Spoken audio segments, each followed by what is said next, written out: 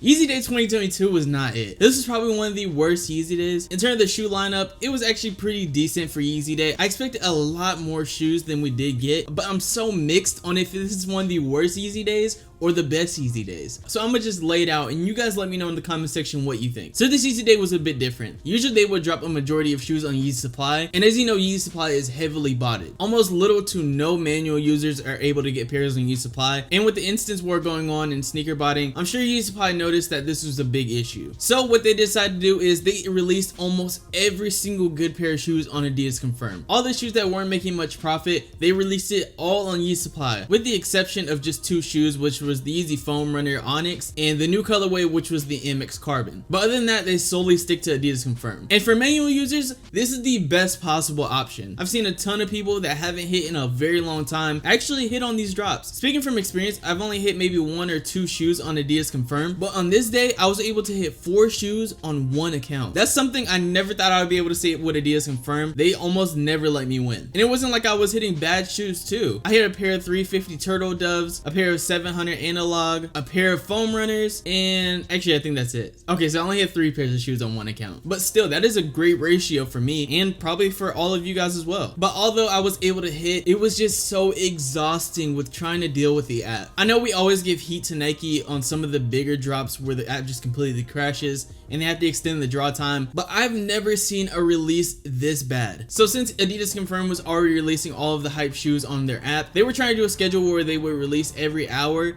or every few hours, but there were so many server issues with the app where you couldn't enter the app at all. Every time you would try to enter the draw, it would come up with some error. The server issues became so bad that they had to constantly push back the other releases. For the Yeezy Foam Runner Onyx, which was one of the last shoes to drop on Adidas Confirm, they were supposed to be loaded at a specific time, but they didn't end up loading. Then we had to wait 30 more minutes, and that didn't end up loading either. Then we have to wait more time, and as you see, we're already like an hour past the original time. So then there's 2 hype drops going on at the same time, and that just doesn't work. And Adidas thought it was a good idea to do some shock drops on their app. And when I think about shock drops, I'm thinking of Nike's way where they send you a random app notification that the shoes are now live on the site and you're able to purchase them. Well, Adidas didn't have this idea. Adidas thought it was a good idea to do a scavenger hunt on a broken app. For example, they dropped Yeezy slides on the app, but the only way to find it was you had to scroll down to the kids article, click read more in the article, and scroll all the way to the bottom, and then you'd find the Yeezy slides. Any person that doesn't have notifications on for any type of Twitter accounts, you're not in a cook group, there is no way you would ever just randomly click on the read more and scroll to the bottom. That's just not possible. And at that point, once you found the shoe, you had to enter a queue basically on like a first come first serve thing, very similar to Nike's system where you have 3 minutes to enter the draw and then they pick from that pool of people. But in this way, it was just so terribly executed. There were some people that entered the draw super early and was never able to cop a pair of shoes. I was having issues with my payment method where it says the payment instrument couldn't be verified. It was just a complete disaster. The most important drop that they had was the 350 Turtle Doves. Every single person was on the app trying to get that pair of shoes. They did it in the little shock drop system where you enter the queue, but it took me over 30 to 40 minutes to get into the queue. At some point throughout the day, I just gave up on entering shoes. It was so mentally draining, just constantly pressing buttons, constantly dealing with server issues. Like, they really have to figure this out. And through all the negativity, I do applaud Adidas for actually giving people the opportunity to cop manually. If they would have did like the previous year and dropped every single pair of shoes on Yeezy Supply and have all the botters get it, then everybody would be upset. To be honest, this is the most fair way that they could probably think of. So I respect Adidas on that end. But like I was saying, I cannot figure out if this is the worst or the best Yeezy day, but let me know in the comment section down below. So that's pretty much it for today's video, man. I appreciate you guys for sticking around. If you enjoyed this video, make sure to like and subscribe. Comment down below